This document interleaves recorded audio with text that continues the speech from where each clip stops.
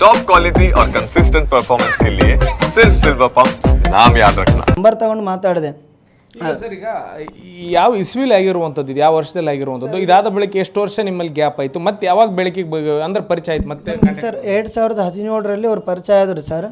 ಇಲ್ಲಿ ಒಂದು 6 ತಿಂಗಳಾಯ್ತು ರೀ ಅವರು ಇಲ್ಲಿ ನಮಗೆ ಸಂಪರ್ಕ ಇರೋಕೆ ಅಮೌಂಟ್ ಇಸ್ಕೊಂಡು ಹೋಗಿ ವ್ಯವಹಾರ ಆಗಿದ್ದು. ಬಟ್ ಅವರು ಸಿಗ್ತಾನೆ ಬರ್ರಿ ಅಂತೇಳಿ ಲೊಕೇಶನ್ ಕಳಿಸಿದ್ರು. ಅಲ್ಲಿ ನನ್ನ ಫ್ರೆಂಡ್ ಪೊಲೀಸ್ ಹತ್ರ ಹೋಗಿದ್ದೆ. ಅವತ್ತು 1 ಲಕ್ಷ ರೂಪಾಯಿ ಕೊಟ್ಟ ಸರ್ ಟೈಮ್ ತೊಗೊಂಡು ಸಂಜೆವರೆಗೆ. ಅದಾದ ನಂತರ ಅವ್ನು ಇನ್ನೊಂದು ಏನು ಅಂದರೆ ನಾನು ಲಾಸ್ ಆಗಿದೆ, ನನಗೆ ಅಮೌಂಟ್ ಬರೋದು ಹೊರಗಿಂದ ಬಂದಿಲ್ಲ ಅಂತೇಳಿ ಹೇಳಿದರು. ಹಾಗಾಗಿ ನಾನು ಸುಮ್ಮನೆ ನಂದು ಕೆಲಸ ನಡೆಸ್ಬೋದಲ್ಲಪ್ಪ ಅಂತೇಳಿ ಬಿಟ್ಟೆ.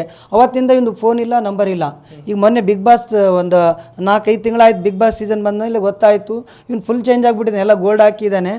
ಬಸ್ ನನ್ನ ಫ್ರೆಂಡ್ ಬಸ್ಸು ಕಾಂಟ್ಯಾಕ್ಟ್ ಮಾಡಿದ್ರೆ ಸ್ಕ್ರೀನ್ ಶಾಟ್ ಹೊಡೆದೆಲ್ಲ ಅವನೇ ಅಂತ ಅಂದ. ಆದ ನಂತರ ನಂಬರ್ ಸಿಕ್ತು.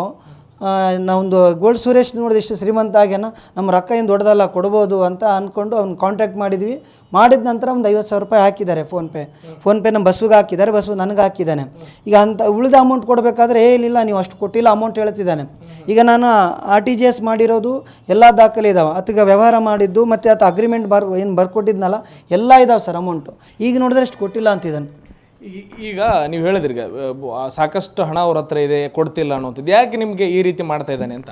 ಅದೇ ಈಗ ಉದ್ದೇಶ ಆತಂದು 14 ಲಕ್ಷ ಪ್ರಾಜೆಕ್ಟ್ ಇಟ್ಕೊಂಡಿದ್ರು. ಆಮೇಲೆ ಅವ್ರು ಆ ಕಡೆ ಹೋದ್ರು ನಮಗೆ ಈತ ಮೋಸ ಮಾಡೋ ಥರ ಕಾಣ್ತಾ ಇದ್ದಾನೆ ಅಂತೇಳಿ ನಾನು ಕ್ಯಾನ್ಸಲ್ ಮಾಡಿದೆ ಪ್ರಾಜೆಕ್ಟು.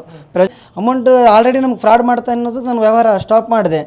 ಅದು ಅದಕ್ಕೇನಾಯಿತು ಲಾಸ್ ಆಯಿತು ಏನಾಯಿತು ಗೊತ್ತಿಲ್ಲ, ನಮಗೆ ಅಷ್ಟೇ ಡಿಸ್ಕನೆಕ್ಟ್ ಮಾಡಿದ್ದಾನೆ ಅವಾಗಲಿಂದ. ಈಗ ಏನು ಹೇಳ್ತಾರೆ ಸರ್ 50,000 ಈಗ ರೀಸೆಂಟಾಗಿ ಕೊಟ್ಟಿದ್ದಾರೆ ಅಂತ ಹೇಳ್ತೀರಿ, ಇದಾದ್ಮೇಲೆ ಏನು ಹೇಳ್ತಿದ್ರಿ? ಮುಂಬೈಗೆ ಕರ್ತಿದ್ದಾರೆ ಸರ್ ನಮ್ಗೆ.